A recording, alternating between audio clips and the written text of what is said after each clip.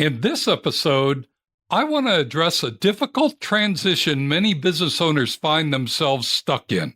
If your long-term goal is to be an owner, but not an operator in your business, you'll likely face this transition and will need to be successful in order to win. Ready to explore what it takes to turn others on your team into your primary rainmakers? Let's get into it. Welcome to Why Business Teams Fail and How to Avoid It, a show helping small business owners build a radically engaged team that can run the business without you so you can remove the stress from owning a business and enjoy the freedom you deserve. Now, here's your host, Rich Allen. Today you'll learn that most team members are not emotionally equipped to excel at selling. That as the owner, you're well positioned to teach your team members the subtle tips of how to become resilient, successful sales representatives, and that once you master the art of teaching others to sell your products or services, you'll free yourself from the most challenging role in the business. Here's my question for you this week. How does your team handle rejection when selling your products or services? Here's why I'm asking this question this week. It's not uncommon for the business owner of a small growing business to hold on to the sales function as long as they can.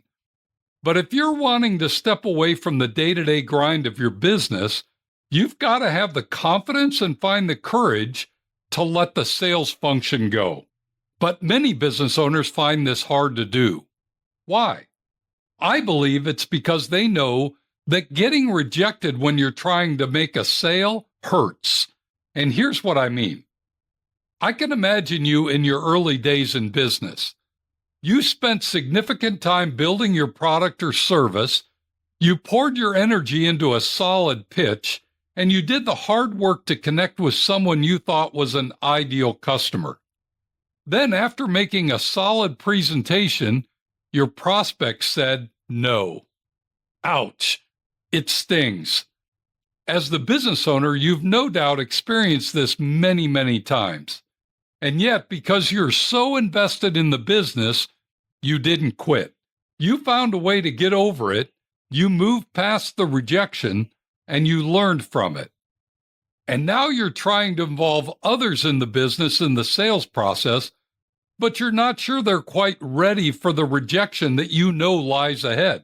But you know that rejection is just part of the process. And you know that your job is to prepare your team members to be resilient and comfortable with rejection as they assume your role as rainmaker for your business. Most business owners take the simple approach of just watch me and do what I do. That may work for you, but in many cases, it's not enough to get someone who's new to sales to get comfortable with being rejected. So today I thought it would be helpful to share 5 tips that you can use when teaching your team members to handle rejection in sales and bounce back with confidence from any letdown or disappointment. My hope is that you can incorporate these 5 tips into your regular ongoing sales training to help your team gain the skills and confidence necessary to even outpace your sales results. Let's dive in and see if these 5 actions will help. Here's tip number 1. Don't take it personally. When someone says no, they're not rejecting you. They're saying the timing isn't right or they don't see the value. It's rarely personal, but it sure feels like a personal rejection. And it makes it more difficult to pick up the phone again or knock on the next door or shake hands with the next prospect. The key is to keep your confidence intact. So how do you teach someone to keep their confidence intact? Here's an experience that I had that you may find helpful. Several years ago, I worked with a sales trainer who gave his students an assignment to go to their local mall, and as they walked around, they were to make eye contact with every vendor that had a booth set up and was selling something. He challenged them not only to make eye contact, but then to stop, listen to their sales pitch, and then simply say, "Thanks, but I'm not interested today." and walk away. His idea was that if you did this several times and you noticed that the person that you just rejected did not shy away or shrink in the corner dejected and distraught, that you would quickly realize that a no was not the end of the world. I tried it, and it worked. It was very freeing and empowering, and it taught me to get far more comfortable with how I reacted when I get a no response. It may be an exercise worth having your team do. It'll help them take rejection much less personally and instead simply smile, say thanks, and remind themselves, I'm one no closer to my next yes. Here's tip number 2. Ask for honest feedback. Once your team's not being crushed by every rejection, they're ready to start benefiting from each encounter. Here's a simple phrase that they can use to turn a rejection into valuable insight. I completely understand. Would you mind sharing with me what held you back from moving forward? You'd be surprised how many people will tell you. And that feedback, it's pure gold.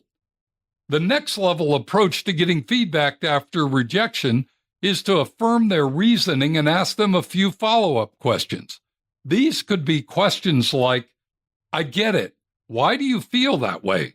Or, really? Thanks for sharing. What would you prefer instead? Or, that's interesting and helpful. Would your response be different if I could solve that problem for you?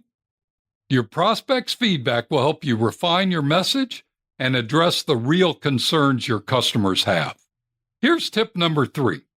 See objections as a good sign. This is all about perspective. A key lesson to teach your team members is that objections are a good sign. It means the prospect is engaged.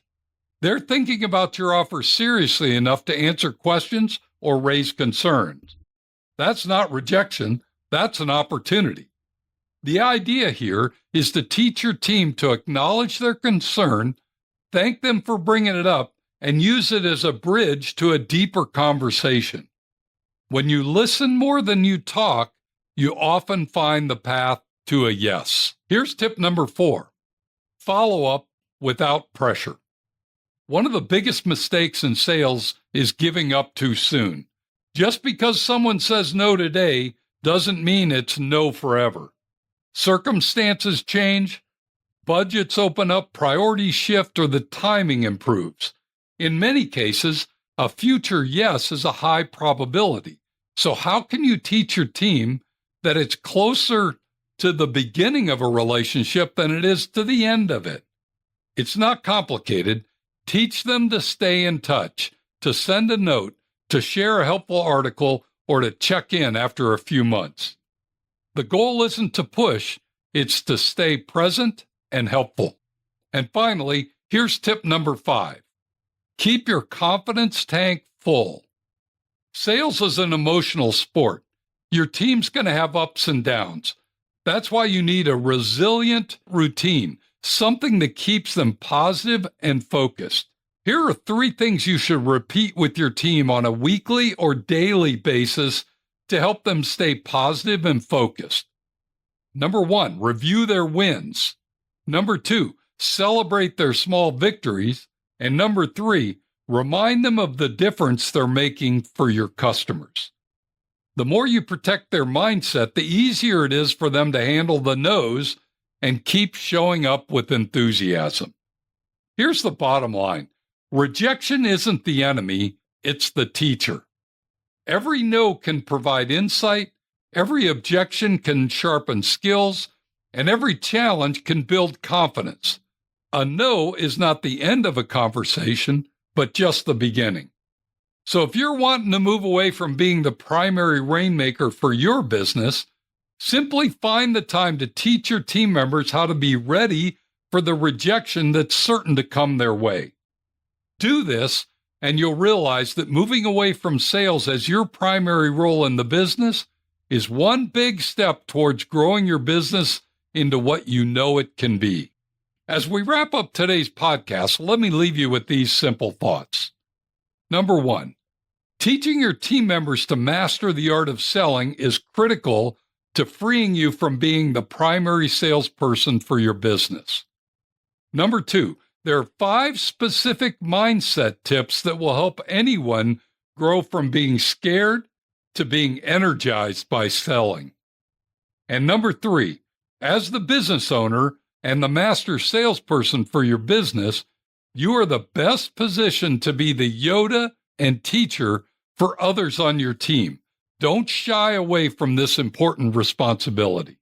If you'd like some additional support in this area or want to tap into our free resources, simply go to my website, tourtoprofit.com. You'll find everything you need there. Thanks for joining me today. Be sure to tune in next week when we're going to discuss whether you're a fixer or a replacer and why it matters. You won't want to miss it. Now, go make it a great week, and whatever you do, ride hard. Thank you for listening to Why Business Teams Fail and How to Avoid It. Make sure to like, subscribe, and tell your friends so you don't ever miss an episode. Now go make it a great week, and whatever you do, ride hard.